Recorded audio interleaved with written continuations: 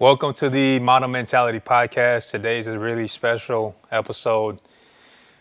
To be honest with you guys, no agenda, just straight from all raw, all real. So, got someone really special today joining us. Jumped on the flight 8 a.m. today. Landed 9 a.m. Literally here. Got done with a workshop with Dr. Manu, which was amazing. Just to introduce you guys to guests.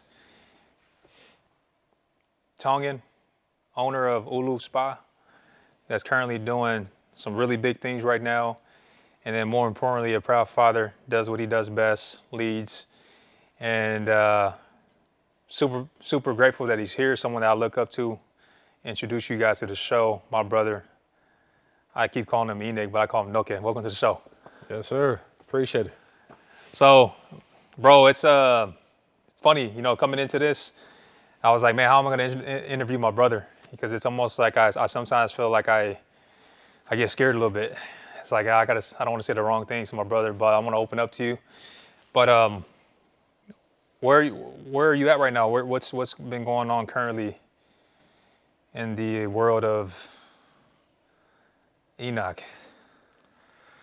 Really just busy being a dad, a husband, working, and building a business. So it's been busy with everything across the board. And I think the biggest thing is trying to find balance, right? I think, being an entrepreneur is not always easy. Being in sales is not always easy, but it's like what they always say, choose your heart, right? That's one of the things I remember as a kid. I remember being as a kid, I remember you had those like Boost Mobile, you and Wate. Yeah. And I remember you guys would have that. And I just remember you were just always hustling. I think one of the things I just always, as a young kid, is you always was figuring out a way to provide. And I just remember, like, I think you working in LA, right?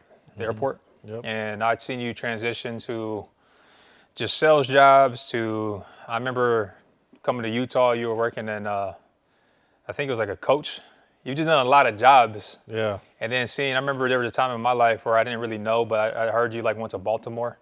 You packed up the family and like went out there to do sales. Drove cross country to go do sales and door to door. So that was quite the experience. So Yeah, and it's crazy because, I thought I was one of the door-to-door guys, and then to see, you go lean into that. What made you want to go try it out? actually, I heard it from one of my wife's friend, Joby. So she knew a person that was out there killing the game, Yeah. and she knew that I was a people person. So she's like, you know what, you'll probably be a good fit. So why don't you go out there and go try it? And let me kind of rewind a little bit, kind of go back. Before I got involved in door to door, I was actually doing coaching sales, right? Like I was doing financial education, selling financial education, real estate. I mean, I did a lot of things over the phone. So if you could, like, for people who are listening to this, what kind of goes into like a coaching call, and like what exactly are you selling, and what type of ticket sell is it? So you're selling coaching and you're doing mentor. So these are people that are trying to get out of debt. These are people that are trying to get involved in real estate but don't know how to do it. So they had a program where we would get on the phone and do a mini consultation. And then from that point, we would have to figure out how we get that person to go from a cold call to a person that's buying a ticket from anywhere from 4,000 to 30,000, just depending on what package they were wanting to do. So when you're selling in like high tickets, you end up developing a high skill set. And, you have to understand the tone of voice, because I feel like, when you're actually in front of people, you can kind of read the body language, look at their eyes, if they're turning away, if they're interested. But when you're on the phone, you can't see them. So you're behind the phone and you're having a conversation, and you got to build that trust quick. And you develop a lot of skill set on urgency, posture. I mean, there's a lot of things you learn along the way that help my game become a little more stronger when it came down to selling. See, that's the thing. Did you? Because I mean, growing up, I don't remember you taking like any coaching. How did you teach yourself to get into it? Because I remember when I first got into sales, I'd always call you. I'd be like, hey, can you look over my script? You would always build out my script. You would always tell me like, hey, these are the type of verbiage. I mean, it's literally, I've like literally copied everything you've done to this point. And it's like, I think there's a testament, here I am. Like the guy who taught me sales is this guy right here.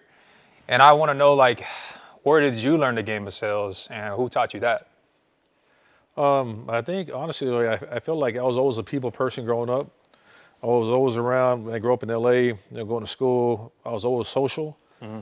And then when I went on a mission, I think Mm. that's really where I started honing in on people skills, right? Learning how to talk to them, teaching them the gospel, being able to understand how to build that relationship of trust, which we call BRT in the missionary world. What is a BRT? That's building a relationship of trust, Got it. because if they don't trust you, they won't buy from you, right? Or they won't, you know, going back to sales, if they don't trust you, then how do you expect them to be able to hear the message and follow you? And obviously, like going on a mission, you're not selling religion, but you're going there and you're trying to teach them the ways of the beliefs that we believe in, right? And I think when we sit in people's home and we really teach them and we build a relationship of trust, right? And then we really connect them on a one-on-one level, they understand what kind of person you are. And once they understand what kind of person you are, they tend to want to follow you. But my goal is don't follow me, follow the teachings of what we're preaching, which is follow God and follow Jesus Christ, right? Yeah. And I think once I understood, like the building the relationship of trust, the commitment pattern, right? That you learn on the mission, being able to teach, follow up, and invite, right?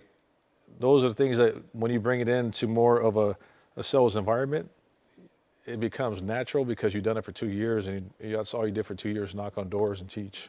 That's something I'm kind of jealous of, bro. Is I've always been jealous of that because you have that like you have that like versatile skill set where like you can do it on the phone sales and then you can do it on the essentially outside sales.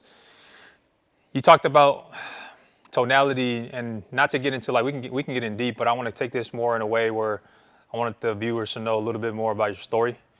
But your transition going into like door to door and how you leaned into that and what do you think was the lesson and takeaway? Because I don't think you were out there for a long time, right?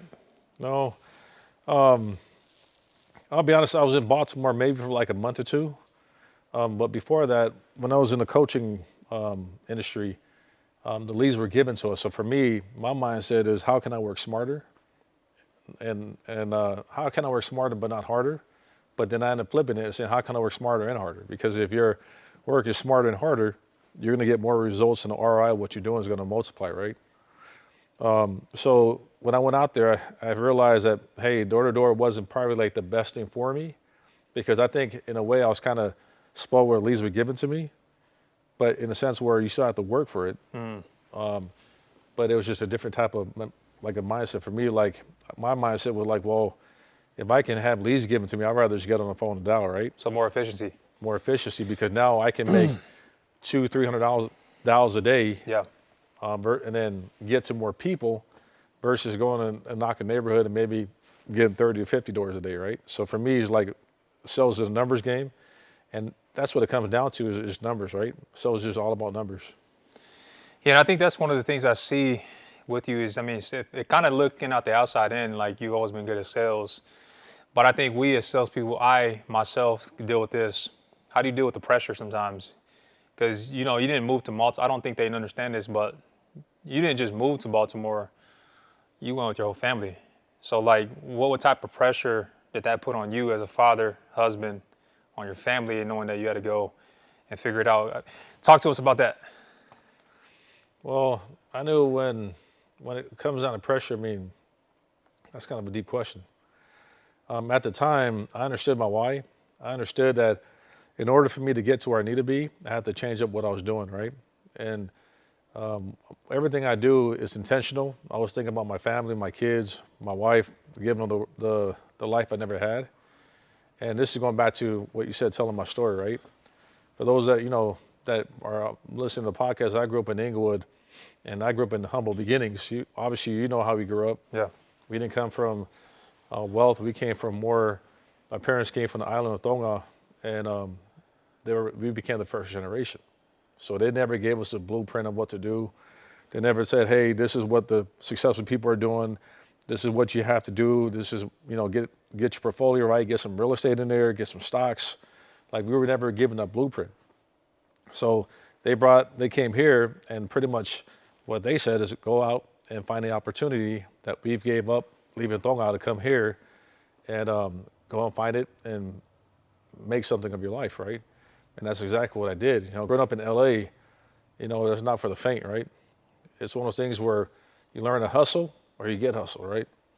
And for me, I chose to hustle because, like, when you grow up in humble beginnings, and I share this with my kids, you know, there's times where obviously we went from home to home, you know, it's never stable, right? And there's times where, like, you know, dad worked really hard, but there's times where, you know, obviously the bill's going to get met, and he was trying his best to do what he could to provide for us. But, you know, no one understands the pain of when your utility goes out and all of a sudden, like, you have to go to a 99-cent store and buy candles to put inside your home, right? To be able to, like, navigate, to understand to be able to, like, either take a bath or shower or find them clothes in your room so you can figure out what to wear the next day for school. So, you know, there's a lot of hardships you went through, a lot of struggles. Would I change it for anything? No, because that's what shaped me who I am today. Because all the pain, all the struggle, all the adversity we went through is what really created a tougher mindset for me. So it was one of the things where when it came down to selling or sitting in front of people and providing a lifestyle, right? For me, I think of my kids, and I said, well, I don't want my kids to go through the same struggle I went through. As a father, I want them to have a better life, right? I want them to be able to go further than I did and really take what I've learned and what I've understand to a whole different level. Yeah, and I've seen that. I mean, I don't think that's one of the things cool, bro, to sit back because I felt like I was a kid. I don't know if I was like 8, 9, 10. Still remember the times you'd be cupcaking in the room. Somebody would call, like, is Kool-Aid here? Like, who's that? But you always been really good. You've always been good with, like, and that was one of the things I was, like, always jealous of, like, man, you know, you always get the ladies, you know, you always had game. You know, that's one of the things I learned. But just seeing who you are now and what you stand for, I don't think people really understand, like, who you were before. And I really saw that when you went on your mission. You know, I think, like, the Noka I know would wear blue chucks, Jerry curls, pro club, you know, just repping the Crip. The reason I want to touch on that and, like, what went into that type of environment that put you in that environment to feel like you had to go do that, and then what are the things that you had to realize, obviously now, to be like, yo, I can't be in this environment. I got to get myself out. What was that transition or that shift for you? Well, I think is really just, you know, like when you grow up in LA, I think that's the environment you grow up around, right? And I think for me, it's just a matter of fact of being around all the Polynesians, right? And I felt like for me, it was just part of being around them and surrounding with them. And for me, you know, when I've seen a lot, been through a lot, but for me, in the back of my mind, there was always a better way, or there's always in my mind, there's got to be a better life, right? Like, how can I take myself out of the hood and get myself to, you know, But what I see on what did you what I see go on through? TV. What did you go through personally in the hood to really be like, was it something you went through personally? Because I feel like you have to go through something hard to really have reflection to make that change. What did you go through to be like, I can't be doing this no more? I mean, really, I mean, when you grow up in poverty and you grow up in an unstable environment, when you grow up and to the point where you see, obviously, you know, I respect Dad, you know, tremendously because of what he's done and how he provided for us. But for me, when you see how hard he's working to be able to get us ahead, I think the pain was, am I gonna just settle for what is in front of me? Or am I gonna go out and do something to help my parents or help Dad get out of a truck or get out of that 9 to 5 job, or, you know, because he worked at jobs and had his trucking Like business, 9 to right? 9, yeah. And for me, I think the love for, like, I had for Dad at the point was like, man, I got to go do something, and I gotta figure out where, you know, where life's gonna take me to help.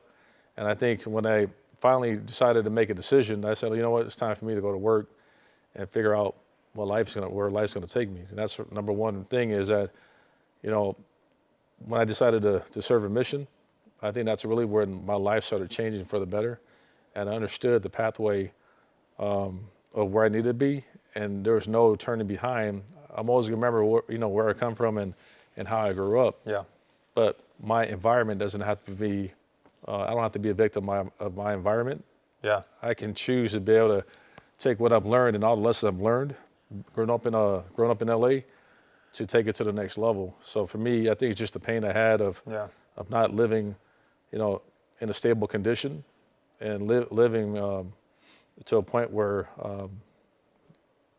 when you grow up poor, you know what I mean? You just, in your mind's like, man, there's got to be a way, you know what I mean? Yeah. And that's just the mindset I had is like, well, where can I go? What can I do? And what do I have to do to get there? Yeah, because that's one of the things me sitting back front row seat and like, because you are right, like moving apartment to apartment, and it's like funny to you say that because yeah, we would run an extension cord to the laundry room to get power to borrow electricity from other neighbors just to power up the fridge, and then obviously making sure that we have it. But then when that wouldn't work, we would go to the 99-cent store and get candles. And I only bring that up because the reason why I say that is I felt like you were the hope that I had, where I was like, man, if my brother can do it, and like you were the example that I looked up to, like, hey, he went on a mission, and I felt like a lot of guilt because I didn't really have that opportunity to serve a mission, and that's why like it's cool to see Brighton here because it's like full circle. But it really inspired me as a kid to see you go do that, and then obviously you go get married, have a family, be a priesthood holder, a lot of the things, because I think that's one of the things I dealt with was like comparison. I'm like, man, I want to be just like my brother. And then that pressure of like, man, it's almost, I don't know what it is. It's like more of like competing with my brother. And that I think that's one of the insecurities I had of like, I gotta go be better than my brother. But what I realized, it's like, it's an insecurity that I have because you just show me the way, and it's always been from a good place. But I was more looking at it from a perspective of like, how do I be better? And it's cool to just talk about this. And I was actually like trying to figure out how I was gonna have this conversation with you. And so thinking about it, like you were the one that saved me when I ran away. You sold mom on the opportunity when I first came to Utah because, share my story.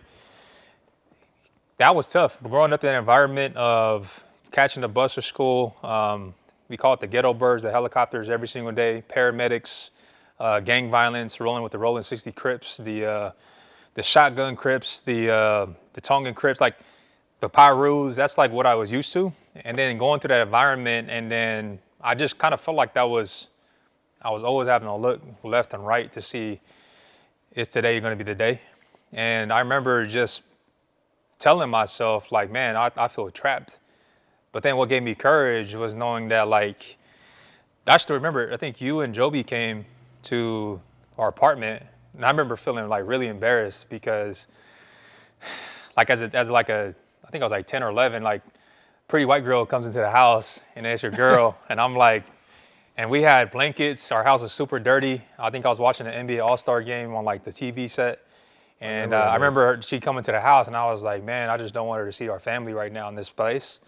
And I remember feeling like, just really like embarrassed, and I don't know, I kind of had an insecurity of like, man, I don't want her to see like who we really are. And it's been beautiful to actually know who Joby is and to see that she really loves our family now. And so I want to talk about that from your perspective of seeing me make the jump to get out of the environment. What was that from your lens? I think you never know how much influence or power you have until you see someone follow your steps, right? Yeah. And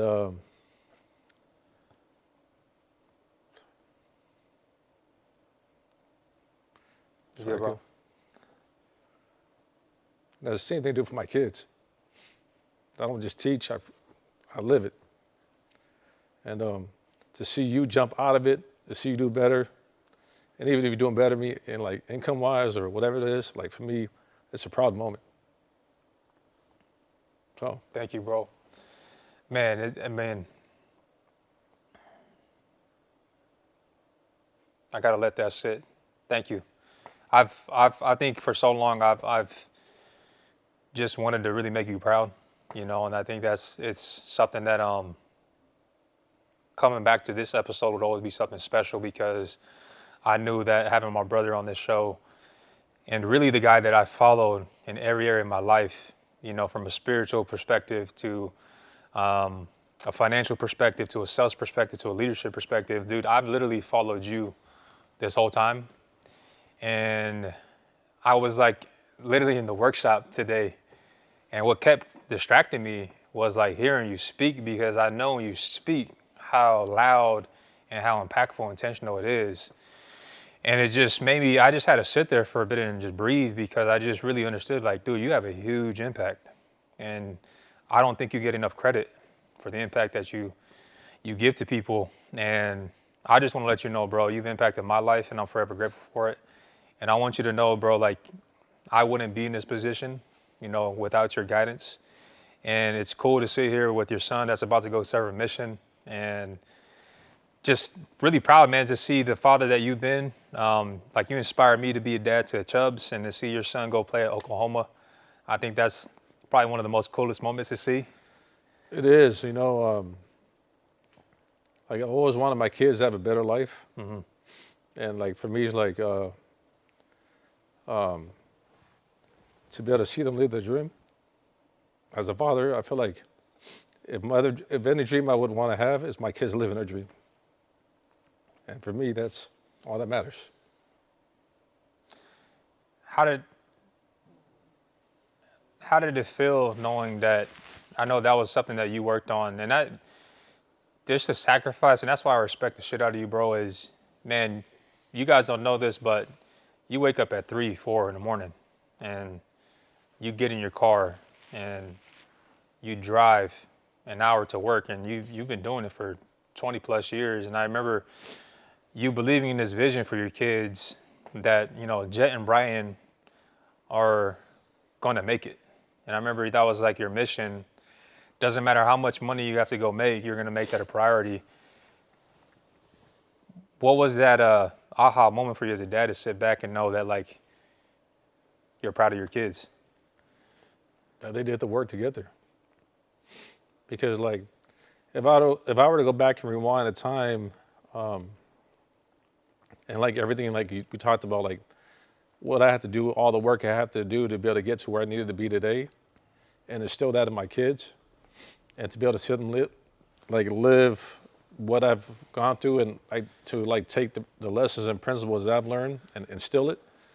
For me, it's just a proud moment because it's just testament that when you're trying to get up there and you're trying to get to your dreams, your goals, when you're trying to get to the top, right? It's never going to be easy. There's going to be people that doubt you. There's going to be haters. There's going to be people that will drag you down. There's going to be people that are going to be negative. But despite of all the noise, they were able to bury themselves into the work and engulf themselves in the work to get to where they need to be. I was just more the mentor, the coach that always believed in my kids.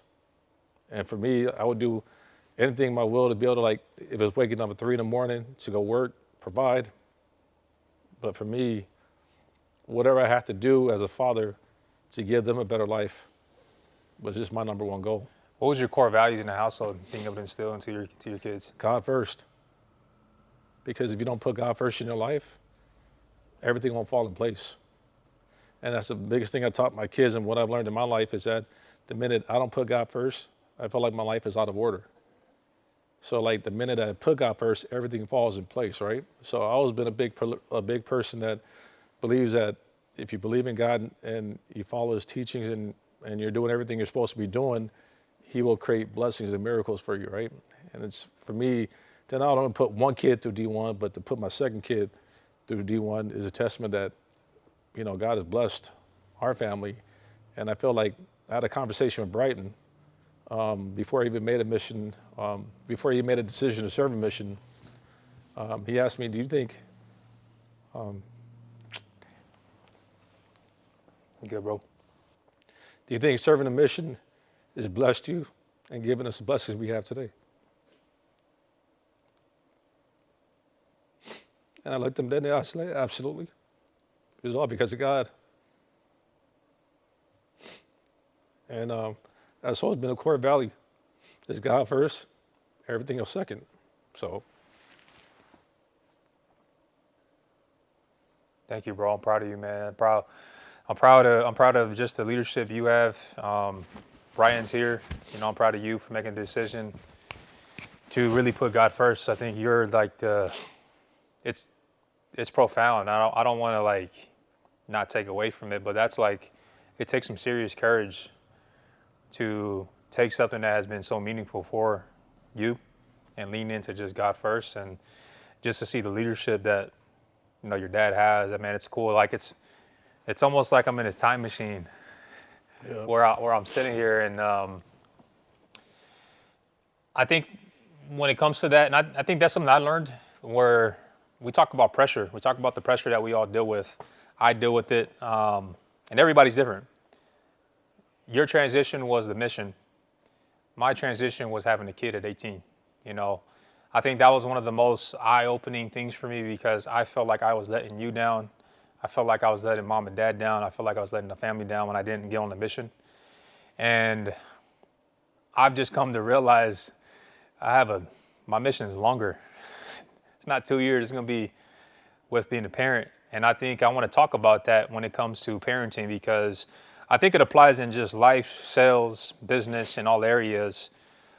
But really finding who your identity is important to know who you are when you're under pressure. And I think that's one of the things you do really well with is staying composed when things are going really bad. What are the things that you are doing to put yourself in the right mindset to lean into stressful times? I think it goes back to understanding my why, right? Understanding the purpose. Because like if I don't understand why I'm doing things and understand where I'm going, then what am I doing? I'm just coasting through life without a plan, right? And I think for me, um, it's really it's really important to be able to plan because like I guess run that question by me one more time. Well, I'm just understanding because you do a lot of pressure. I mean, I'm not gonna. I think people need to understand this, but like, bro, I don't sometimes I'm trying to process like, how do you deal with all this stuff going on? Like right now, you're dealing with. You got a business that's been operating successfully for the last year and a half. You got 6 kids, um, college, high school, all the way down to legend, who's still a toddler age. You got a marriage to balance as well, and then you also got essentially a part-time job that you're making full commission type deal at a high level and being one of the top reps and selling at a high level for your training. That's a lot of pressure, bro. My question to you is, how are you able to prepare yourself mentally to do all those things?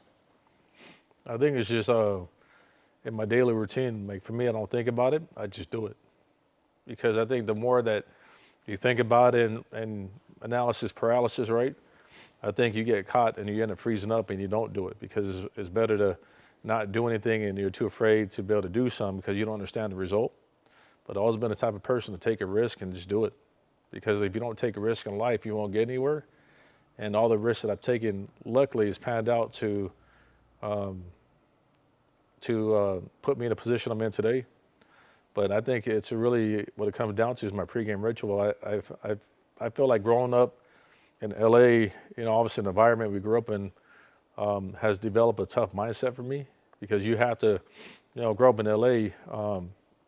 You feel like you have to grow up being hard in me because like you can't show any sign of weakness, right? So like growing up at a young age, you have to have a tough mindset to grow up in LA. And because of that mindset that I developed in LA, I've taken that even on a mission when times got hard or things are sore. But one thing I've learned when times do go hard, how do I handle it? Is sometimes I'll go to the car and just say a prayer, kneel down and say a quick prayer. Because sometimes like if I don't include God in my life or pray and like ask for help, I just feel like I'm sometimes I'm clueless, right? So sometimes like I'll sit there after praying or driving, things come like pressures come to mind. But I think how I handle pressure is really being able to stay close to God and keeping my testimony close to heart, right? There's a lot of things that can derail you. There's a lot of things that can, you can get caught up in the world, whatever things are out there, and a lot of distractions, and even with social media, right? But for me, if we're keeping it honest here, I feel like it's keeping God and my testimony at the forefront. And I'm not saying I'm perfect, but each day I'm trying and trying to become like a better husband, a better father, a better provider, and a better example, right? Because going back to kind of what we talked about earlier, sometimes you don't know who's watching or the influence you have on people. Because if you think that constantly in your head, like I'm competing, I'm trying to stay with the top and feel like you got to live up to these expectations, right? But I think in order to stay sane and stay calm is really being able to stay close to God and having your pregame ritual work on your mindset, right? I think mindset is something that you have to develop over time because some people are like, oh, I'm gonna do it today, I'm gonna do it today. The next thing tomorrow they go back to not doing it Old or habits. their mindset goes negative and Yep. they have the self-doubt. But I think mindset is a skill you have to develop. And ever since we were young, went on a mission, coming back and having to provide and having my first child to my last child, the sixth one, Legend, it's really understanding that, I have responsibility and I want to be a better person overall for not only my wife and my kids, but for people that are watching me because my wife always told me, like, you don't know how much influence you have on people. But I never understood it until now. You do, bro. Because like for me, it's like I'm always like trying to level up and challenge myself. And like I've never been a person like, yeah, am I competitive? 100%. But when it comes down to like competing for the best, right? Or competing against my brother, I've always been a person like, I just want my family to do good. I just want you guys to win. Because Yeah. if you're winning, we're all winning. And that's why I tell my kids, if you win, our whole family wins. It's a win for the family, not a win for yourself. And to share that victory with my older two, and then also like, for me, like trying to be a better father, and now like it's different with my boys, right? Because now with my daughters, it's a different kind of environment because I can't be the tough dad on my girls and like, hey, do this or do that. I have to like figure out how to motivate them a different way because obviously from boys to girls are different kind of Yeah. training, you know what I mean? Or Yeah. different kind of like pushing them in different ways, you know what I mean? Yeah, and I think it goes in hand because I'm still trying to figure it out where you're trying to figure out like, Madden, she's a girl and I've gained a heart, but then I have my son where I want to be a little bit more tough love, but they say the hardest hood, is parenthood, and I'm still trying to figure out this day. And just to see you do this, I think that's a lesson that we as salespeople or in any business can take, entrepreneur can take, is just really knowing how to communicate and really identifying and helping yourself understand people. Because I love this where I was talking to, I got back from Moab, and I'll just share my experience, but I judge a lot. And I had no idea I judge a lot because I'm always comparing. And I love what you said, comparison is a thief of all joy. But when you come from judgment, the easiest way to shift it is to shift it to curiosity. Instead of judging the person like, hey, why does he have the tattoo? Like, man, look at this guy. And in Tongans, I feel like it's constant judgment, right? You got earrings on, you got tattoos or things like that. But also now it's like in the position of like, okay, well, how do I turn it into curiosity to really understand the person, to really lean in to help them out? And so,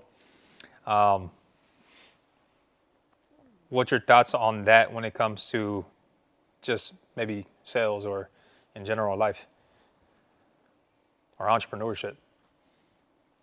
I mean, there's a quote because the strongest people often fight the toughest battle. And you never know exactly what people are fighting, right? Because there's a lot of pressure that we hold as parents, providers. I mean, for moms and mothers, they're always worried about the kids and making sure they're all, so everyone's is fighting different battles, right? And I think is you can't really judge a person, right? Because everybody sometimes makes emotional decision or sometimes they make decision that they feel is best for them. But it's really to be able to guide them and say, you know what, instead of judging them, how can I help them? Or how can I guide them? Or it may not even be how can I help them. It could be like, hey, you know what, that's the story. because everyone's story is is beautiful in their own way, right? And I feel like his story is gonna be different from my story, and my story is different from your story, right? So if to take away from his story and some things that he went through, and some of the things that he had to endure, or some things that I had to go through in my life, people can judge me and say, "Oh, well, you don't know wealth because you grew up poor and you didn't come from a wealthy family." But you don't have to be an environment, a product of your environment, because it's up to you whether you want to make that change or not. If you study some of the wealthy people out there, some of the wealthy people didn't grow up with wealth, right? A lot of them grew up in poverty. It's the same common thing, right? I didn't grow up with the silver spoon. I didn't grow up with a lot of money, but I wanted to be the one person that made the change to change the dynamic and change the direction of my family moving forward, right? Of like what can be a possibility versus this is the circumstance you have to accept because this is how it is, right? Yeah, And and in business, to kind of circle back into this business, and the reason why I'm talking about, if you're listening to this, we're talking about family, we're talking about, parenting, and then we're talking about business, because I personally believe that all of those things intertwine and it all aligns together. But like in business, what I see is, and I think that's what's unique about your superpower, is you're an operator where you can literally essentially quarterback. You can see the playing field and you can read things and be able to make the pass on the move. But you're also a rabbit because you know how to work. Like in business, there's this term where they talk about there's three functions and roles in a business, where you got the recruiter, that's the person who brings the people in the business. You got the rabbit that has to go do the work, and then you got the operator. A lot of people are either one or the other. In my opinion, you're like all three. You can bring people in. I literally see Ulu Spa, like, you one person's let go, you're able to bring them back in. You're able to operate, but you're also able to be in the role as well. Not a lot of individuals can do that way, and I think I'm one of those people too, because I've learned from you. What are some of the things that go into that, knowing that you have to go make decisions? Because I think that's the problem in business or just in life. People don't want to make decisions. They want to overcomplicate it, analyze, paralyze, right? But what are some of the things that make you such an action taker? I just have that's a deep question. I just have a tough mindset, you know what I mean? Because for me, I've been involved in sales. I've gone through hard things in my life, and I've actually went out there and made things proven, not only in income but also like in with my kids and selling it, right. So for me, I'm not afraid to take risk. You know what I Yeah. mean? And I think a lot of people are afraid to make a mistake. So a lot of people want to be entrepreneurs. A lot of people talk about it, but it's a one thing. Well, what if I fail? What if I don't make it? What if I can't pay bills? What if all the people that doubted me and I'm start laughing at me because I fall apart, I fell apart, or my business went out of business, you know what I mean? I think all these low self-negative talk ends up coming to your head. And for me, I've always been a person where I feel like I'm not a people pleaser. For me, I measure myself to like what I can do and how far I can get and how much of a ceiling I can break to get to the top, right? And for me, I'm always learning about how can I develop a new skill set, how can I get better. Every day when I try to work or I'm working in the business, I'm always working on motivational talks, or I'm always pulling up things. If I don't know anything about being an entrepreneur in like one area, I'm gonna dive into that book and I'm gonna read it and teach myself how to do it. Because a lot of people will sit there like, let me go pay this person, let me pay this person, and you're paying so much money out where now you don't have enough money to sustain and pay yourself, so you go out of business, right? So what's your advice on that? Maybe someone that's listening to this or is probably going through something similar, where they're in this tough position where they don't know which direction to go when it comes to like opening a business, or maybe taking the leap to go start a business. What's your advice to them? Someone that's in this space, that's listening, that's like, hey man, I'm contemplating on running a business. I'm gonna open one up, and they're scared because maybe they're tied to a 9 to 5, but they're not willing to take the action step to go run one. Then my advice: take a gradual step, take baby steps, right? because you don't have to be perfect to start. You just got to start to be perfect. And you won't know everything up front. You won't know exactly how to start, or you're going to be able to go through, okay, if I have this problem, what do I have to do? You start problem solving along the way, because sometimes you don't know what obstacle you're going to run. And then sometimes like the assumption in your head and the perception is not reality, right? So I think we are harder on ourselves, and we talk ourselves out of it, and we become a worse enemy. And for me, the biggest advice I can give somebody is always going to be you versus you. So don't get in your way, because you already got a lot of people in your way. So why are you going to be in the way if all people are already counting you out? Right? So that's the biggest thing is be you. If you're too afraid to take the jump, go gradually. You don't have to like get rid of your job or go all in. You can just actually still, like, that's what I do. I still have my part-time job, and from that point I still work the business on after I get off work, and I'm always full speed. And I think for me, being in entrepreneurship, and this has been kind of a discussion in our home, is that sometimes I don't know how to turn the switch off, right? Like the balance, right? Because I think when you work for a job, you can clock in, clock out. You don't have to worry about it the next day, right? You're running a business different. Running the business is on your mind 24 hours, because now when you got employees, providers, the people that are counting on you to bring in appointments for them to make money, put food on their table, that brings a different kind of pressure, right? Yeah. Because now they're relying on you, and they're relying on your actions on an everyday basis, right, to be able to drive in that revenue. And for me, I take pride in what I do, and if my name and my reputation is on the line, then I'm gonna step up to the plate, and I'm gonna try to hit a home run each and every day to be able to make sure that I'm doing whatever it takes, right? So I think the biggest thing that, kind of go back to what we're talking about, is you versus you. Don't get in your way. Get out the way. I think the second thing is you don't have to be perfect to start. You have to start to be perfect. But the third thing is never give up. Because there's been times, like, especially, building this business, like there's been times where, there's been all discussion like, oh, this is worth it. Because you got to remember, when you're an entrepreneur, you don't make a paycheck. You're making revenue, but that money is going back into the business to grow it, right? So a lot of people think, oh, I want to be an entrepreneur. I want to do this, do that, so I can make more money. They don't realize that you're always the last person to get paid. Yeah, right? That's the truth. People think that it's almost like they think that, oh, you run a business, you must have got all the money. And then you get a lot of this, whereas like people want to ask you for money, but they don't really realize that there's a lot of investment, we call it an ROI, to be able to grow. And part of building the business is to reinvest back into it. And so sometimes I think people get into business for the wrong reasons. But like you said, the intention of the business is to grow the business. Part of that is making sure you put food on the table for those that work for you. Sorry, I don't like that, work with you. Yeah. And so, congrats, bro. It's cool to, honestly, man, it's grateful for you to just have this podcast and be able to come on and just be able to just chop it up as bros. And For sure. I guess share with the listeners what's the goals and what's the future for Enoch. Oh man, I mean, What are you building towards? What's your vision, your legacy?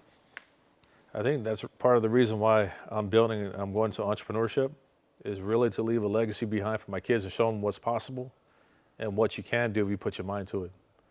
And I think, for years and years, I've pushed aside doing things I wanted to do because I want to see my kids win. And that's the hardest part, being, working and being an entrepreneur, being a husband, being a father, being a provider, is really, I think that the hardest part about being that is just really making sure you show up every day, right? And I think, I don't know, it's to go back to answer your question, that's kind of a loaded question, but It's a lot, and the reason why I'm asking this question, because I think that's the beauty, is you're not supposed to know. There's a beauty of uncertainty, where what would life be like if we knew what everything was going to turn out to be? Yeah. And that's the whole purpose of life. It's like the game of life. It's like we got to go through it because experience is our teacher. And I like to ask that question to like most guests, because it makes you really think. And that's something I've been thinking about, is in business, it's always about what's the next move and what's the next move. And then it's actually the game of life. The game of life is it's going to be a constant climb every single day. And the thing is, you can't win. Like at the end of the day, me and you get 24 hours. And so with that said, if you were to go back, knowing where you are now, bro, and you were to go back to yourself, your younger self, knowing what you know now, what would you tell him? I wouldn't change a thing because who I was is what shaped me today. So why would I change myself today? Because without the pain, the trials and tribulations I've gone through, and all the hardships, right? I don't think I would have had the mental mindset I have today. And I think a lot of the success I've had would have been minimized a little bit because I wouldn't have had the grit and the mindset to be able to get out of poverty and to be able to give my, you know, myself, my wife, my kids a better future. But going back to what we talked about, I think it would have been to the point where I would have looked back and say, wow, I mean, the influence I've had on people, right? I think that's the biggest thing. The biggest takeaway is I am who I am because how I grew up. And if I wanted to go back and change, would I still be the same person today? Probably not. So for me, is be authentic, being you, and be happy with how you were raised and what you went through, because that's what shaped me, and gave me the ability to be able to to be that go-getter in life, right? Because you know when it comes down to like sales or anything I do, I'm a go-getter. Like you tell me there's something on the table or like there's something that there's a big prize at the end of the table or whatever it is. Like I'm competitive, I'll go get it. My mindset is to a point where I'm wired a little bit different. That's what my wife tells me. Like my wife, she's like, I don't know, Dad, how he does. He's built different, and that's really I think when it comes down to our family, we are built different. That's true, and I think that's why I want to join this podcast is really talk about the mentality, the mindset, because you said something today when Dr. Manu was here. If your mind right, it means your game ain't right, and if your game ain't right, your family's not right. And so I wrote that down in my book. I stole that from you. But with that said, just honestly, thank you for coming today, and I'm excited to roll this one out. Where can we find you, and where can we get in contact on socials? You can go to uluspa.com, or we're on Instagram, Facebook, Twitter, LinkedIn, and my wife is Joby. So if you know my wife Joby, she knows everybody. So you can follow Joby and you'll find me too. Come on. Anyhow, thank you. Appreciate you jumping on the show today, and grateful.